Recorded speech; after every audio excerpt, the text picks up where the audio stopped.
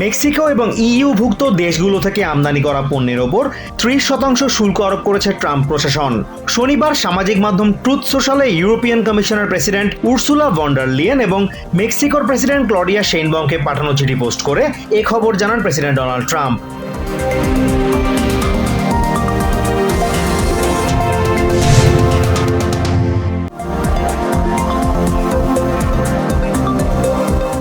State ও স্থানীয় নির্বাচনী কর্মকর্তাদের বিরুদ্ধে ফৌজদারি অভিযোগ আনার সম্ভাব্যতা যাচাই করে দেখছে স্টেট ডিপার্টমেন্ট, এমন খবর দিয়েছে the new York Times. Brennan centre for জাস্টিসের জরিপ বলছে 46% নির্বাচনী কর্মকর্তার আশঙ্কা তাদের বিরুদ্ধে রাজনৈতিক উদ্দেশ্য প্রণোদিত হয়ে তদন্ত করা হতে পারে।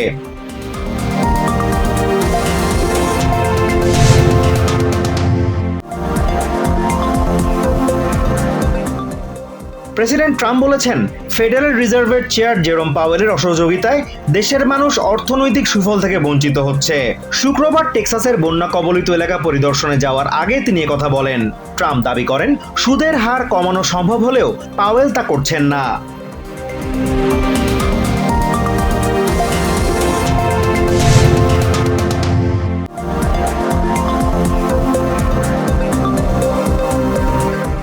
ডেমোক্র্যাটরা শিশু পাচারে জড়িতদের রক্ষা করছে বলে অভিযোগ করেছেন হোয়াইট হাউসের deputy chief of staff Stephen Miller. Fox নিউজে এক সাক্ষাৎকারে তিনি আরো বলেন, তারা মেক্সিকোর চোরাকারবারিদের ধর্ষণ এবং মানব পাচারের মতো জঘন্য কাজে লাভবান হতে সহযোগিতা করছে।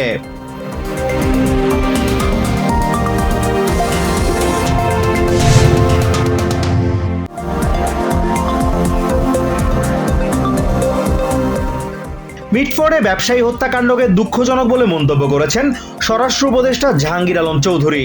অপরাধী সবাইকে আইনের আওতায় আনা হয়েছে জানিয়ে তিনি বলেন, সভ্য সমাজে এটা মেনে নেওয়া যায় না। এ সময় বিচার প্রক্রিয়া ধীরগতির দায় আইনশৃঙ্খলা বাহিনীর নয় বলেও মন্তব্য করেন উপদেষ্টা।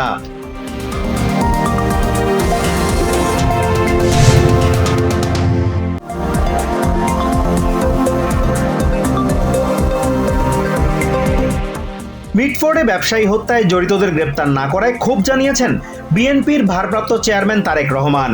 মব সৃষ্টিকারীদের গ্রেপ্তার না করায় অন্তর্বর্তী সরকারের সমালোচনা করে তিনি বলেন, এর মাধ্যমে সরকারের প্রশ্রয় রয়েছে কিনা সেই প্রশ্ন ওঠে।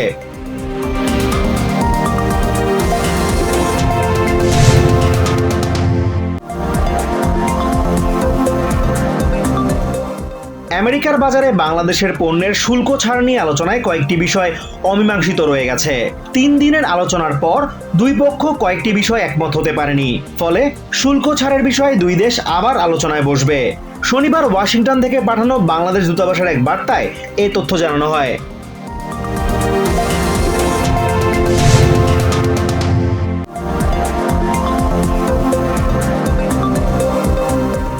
আমেরিকার সঙ্গে আলাপ আলোচনার মাধ্যমে শেষ পর্যন্ত শুল্ক কমাতে না পারলে বাংলাদেশের 2 শতাধিক পোশাক কারখানা বন্ধ হয়ে যেতে পারে বলে আশঙ্কা জানিয়েছেন সিপিডির সম্মানীয় ফেলো মোস্তাফিজুর রহমান।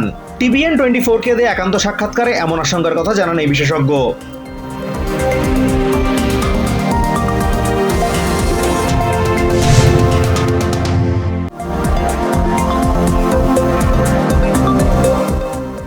ইউক্রেনের বেশ কয়েকটি শহরে ব্যাপক ড্রোন ও ক্ষেপণাস্ত্র হামলা চালিয়েছে রাশিয়া।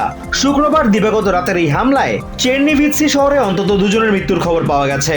এছাড়া লাভিভ, লুটস্ক, খার্কিভ এবং কিরভোরাদ অঞ্চলে প্রাণহানির খবর না এলেও অবকাঠামোগত ব্যাপক ক্ষয়ক্ষতি হয়েছে।